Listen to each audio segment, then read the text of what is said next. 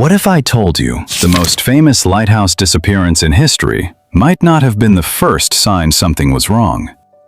Long before the three keepers vanished without a trace, there were whispers. The Flannan Isles, a cluster of rocky, wind-beaten islands, were never considered ordinary. Fishermen avoided them. Sailors spoke of strange silences, unnatural storms, and a feeling like they were being watched.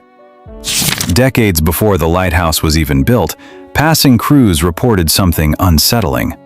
Lights where no lights should be.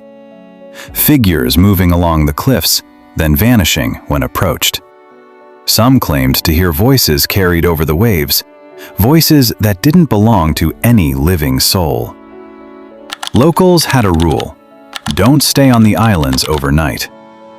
Then, in the late 1800s, construction began on the Flannan Isles Lighthouse, a beacon meant to bring safety, but built on land many believed was cursed. Even during its early days, before the infamous disappearance, lighthouse keepers began reporting odd occurrences. Logs spoke of storms that came out of nowhere, yet ships nearby reported calm seas. One keeper wrote about feeling an overwhelming dread, as if something was approaching the island. Another entry described a man, strong, experienced, reduced to tears for no clear reason.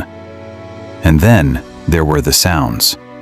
Footsteps outside when no one was there, doors opening on their own, and at night, a presence that made sleep nearly impossible.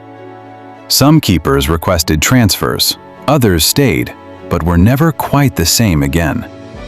These weren't just ghost stories told years later.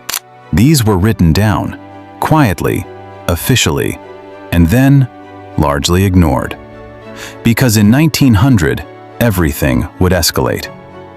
3 men assigned to the lighthouse would vanish, leaving behind an untouched meal, a stopped clock, and no sign of a struggle.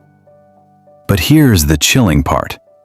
What if their disappearance wasn't sudden, but the final chapter of something that had been building for years? Something the early keepers had already felt. Something the island had been warning them about, long before anyone was listening.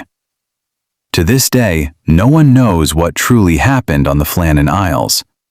But those early reports suggest one thing: whatever took those men didn't just arrive that night. It may have always been there.